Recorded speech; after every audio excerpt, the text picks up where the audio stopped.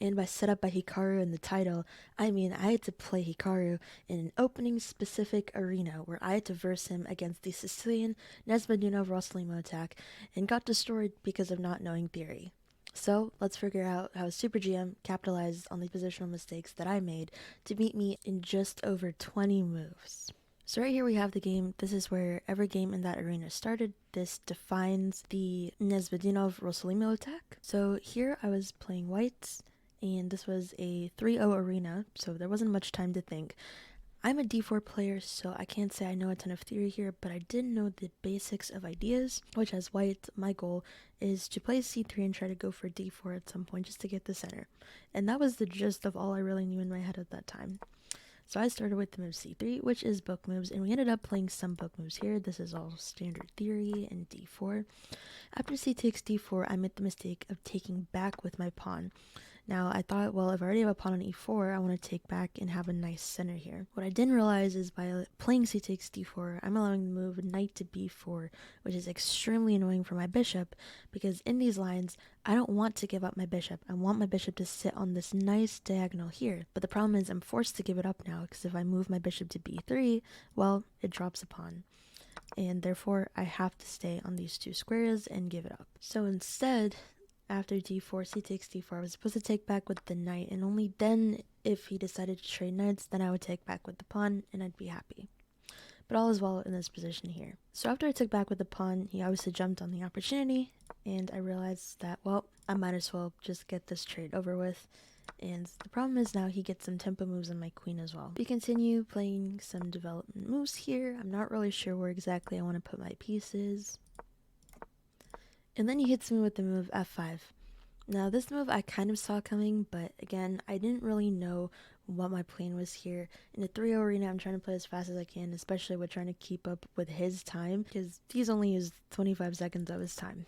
And here I made the bad positional decision to play d5 without fully calculating all the different possibilities. My biggest fear was that he was going to play f4 in this position, kick my bishop back to d2 or c1, and that would kind of be the end of my bishop, and he would have an extremely strong pawn on f4. I was aware that, of course, he was also threatening to take my pawn here, so I thought cutting off the bishop line, and if f4 happened, I could just simply play bishop d4 and sit on this nice diagonal, and I would be happy for now. However, what I missed was after f takes e4, I have to take back on e4, and I just simply lose a pawn here, and it's not really worth the material. The best try for me in this position is to actually do a positional sacrifice, rook takes d5, pawn takes d5, move back to c3, and hope that I can win this pawn and hopefully get some compensation in the center, but there's really not much here for me. Instead, in this position here, I should have played e takes f5 and just simply traded off pawns. He's not going to want to take back with the pawn on e5 because he's just allowing my pawn to push forward here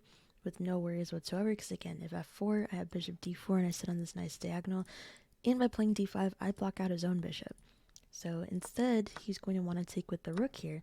And after he takes back with the rook, funnily enough, I still have the move d5 here. Deal with the f-pawn first, and then play the move d5. The reason why taking on d5 doesn't really work is because I can't take back the pawn right away. But this pawn kind of looks a little bit silly in the center.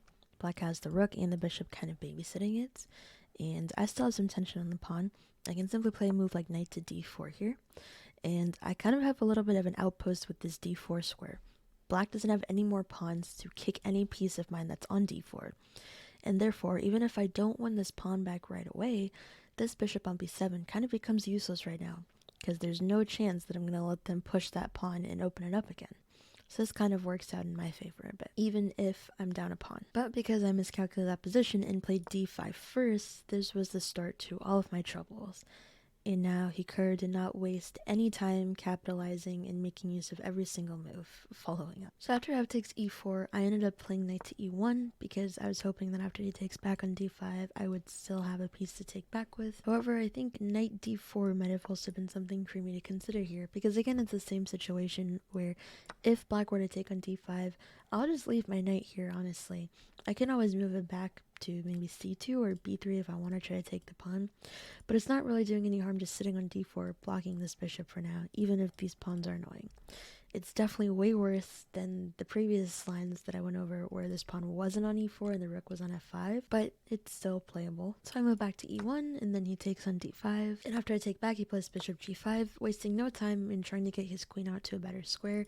He definitely wants to trade off bishops because he's out material and will just allow his queen to start to come in through the king side. I play queen g4, bishops are traded, and after this, black basically just has full access to my f-file, and my pawn on e3 is really weak as well. And if you were to compare our pieces, my rook still hasn't come out this game, and I don't know what the future of my knight is. This pawn is so powerful on e4 because it's restricting my knight, and this rook on c8 is also restricting my knight.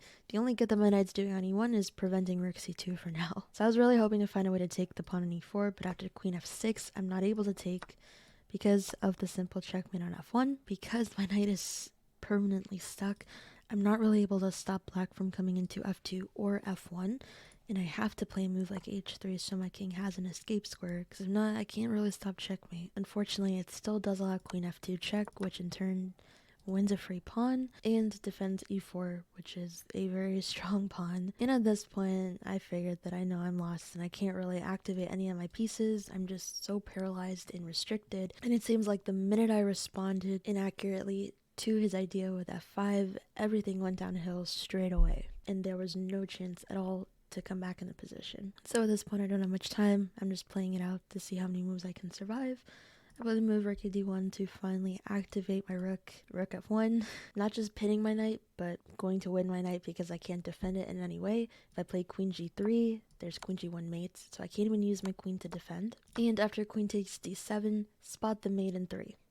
Queen f4 check, forcing the move g3, allowing queen f2 check, forcing knight g2, and then queen g1 is checkmate on the board. Now, I resigned after queen f4 check, but that is how he would have finished off the game. So there wasn't a lot of tricks or tactics in this game, and quite honestly, I didn't really put up much of a fight. I got through the opening decently, but after f5 on move 12, my position just fell apart. But the reason why I thought this game would be fun to share with you guys is because I didn't really fall for any major tactics. I responded inaccurately to one middle game idea that Hikaru played, and in turn for that, I lost the pawn, and everything went downhill from there. But it's not always that simple, that the minute that anyone takes a pawn, that they can find just the most accurate moves and ideas on how to capitalize on their opponent's weaknesses and beat them within the next 10 moves. I think if I would have played a lot of other people in that position, I might have been able to fight a lot longer as white and maybe even come back in the game. Though I think there's so many valuable lessons that you can learn on how accurately these super GMs play positional chess, and how the minute you give them even one square to capitalize on,